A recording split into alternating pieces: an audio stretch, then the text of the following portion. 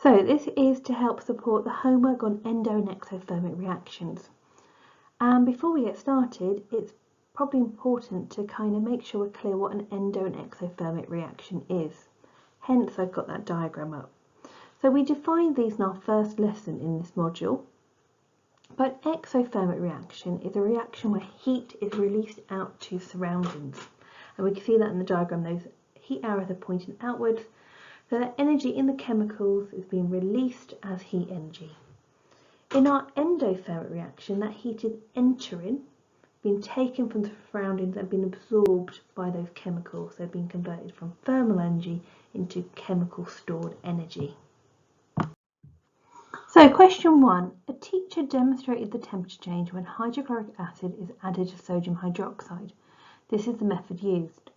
So they added 25 centimetres cubed of sodium hydroxide solution to a polystyrene cup, measure the temperature of the sodium hydroxide solution, add 25 centimetres cubed of hydrochloric acid to the sodium hydroxide solution, stir the solution, measure the maximum temperature of the solution.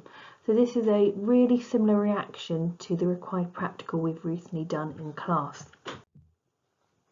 Question 1 asks you to draw one line from each measurement to the most suitable piece of equipment to use to make the measurement. So the two measurements we're taking is the temperature of the solution and the volume of hydrochloric acid. And the equipment we have to select from are balance, beaker, measuring cylinder, meter rule, or a thermometer. So I'm expecting to see one line coming from temperature of solution to the piece of equipment we use to measure temperature. And then I'm expecting one line coming from volume of hydrochloric acid to the piece of equipment we use to measure the volume of hydrochloric acid, or the volume of a liquid. B. The teacher did the experiment 4 times. The table below shows the results. So we've got our experiments 1, 2, 3 and 4, and we've got our maximum temperature rise in degrees Celsius. So on one attempt they got 6.1, then 7.8, then 6.1, 6.4. We're then asked to calculate the mean temperature rise. Do not use the anomalous result in your calculation. So they've given us a clue there to say one of these results is looking a bit odd. It's an outlier and doesn't seem to match the pattern. So if we look at our table again, we can see that this number here, 7.8, is much higher than our 3 other data points. So I'm not going to use that point when I calculate my mean. And to remind you, to calculate the mean, we're going to add these 3 numbers together and then divide by 3. C. How could accuracy of the equipment be improved? Tick one box. So can we improve the accuracy by adding 20 centimetres cubed of hydrochloric acid, using a lid on the polystyrene cup, using a metal beaker, using a thermometer with a resolution of 1 degree Celsius. Now accuracy refers to how close a measurement is to the true or accepted value. So which of these 4 options is going to bring us to the closest, most true value? Part D makes links to the C4 module we did earlier in the year. The reaction between hydrochloric acid and sodium hydroxide is a neutralization reaction. The reaction produces a salt and one other product.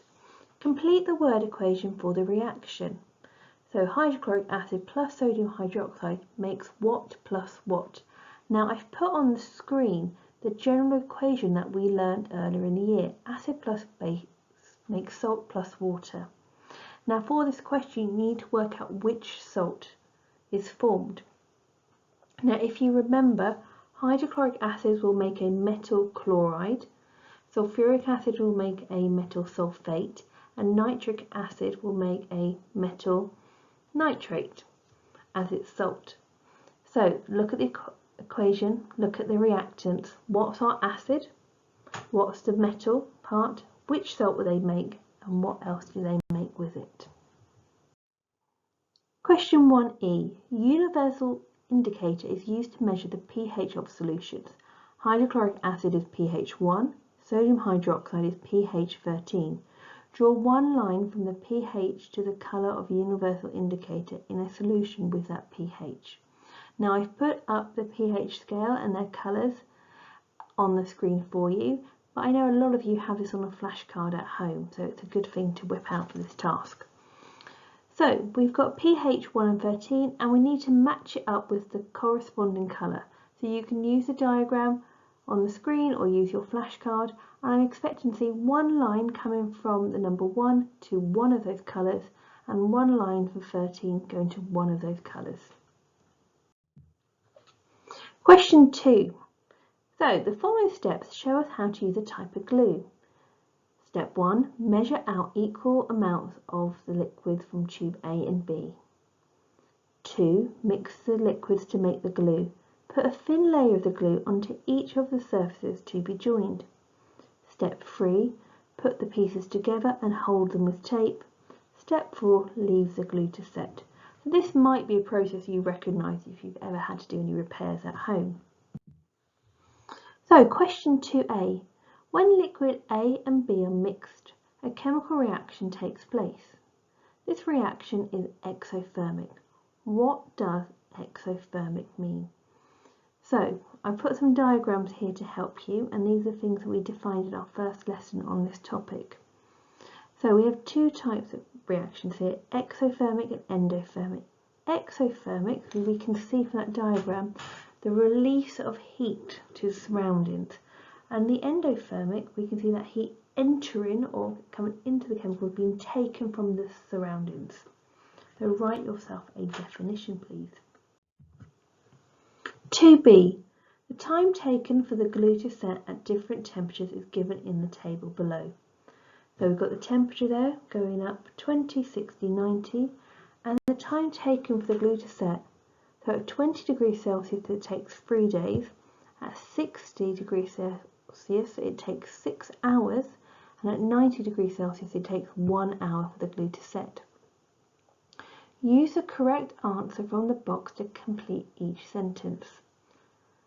When the temperature is increased, the time taken for the glue set, does it decrease, increase, or stay the same?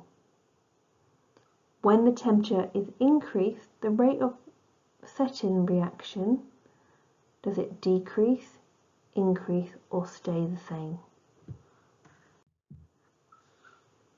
Final question, tick 2, I'm expecting 2 ticks now, 2 reasons why an increase in temperature affects the rate of reaction. So this is new content and we will do a bit more of this in the future, but you might have touched upon it in Key Stage 3. So why might increase in temperature affect the rate of reaction? It gives the particles more energy, it increases the concentration of the particles, it increases the surface area of the particles, it makes the particles move faster. So tick 2 of those boxes and have a link back to Key Stage 3, solid, liquid and gases and change in state. That will give you some good ideas for this one.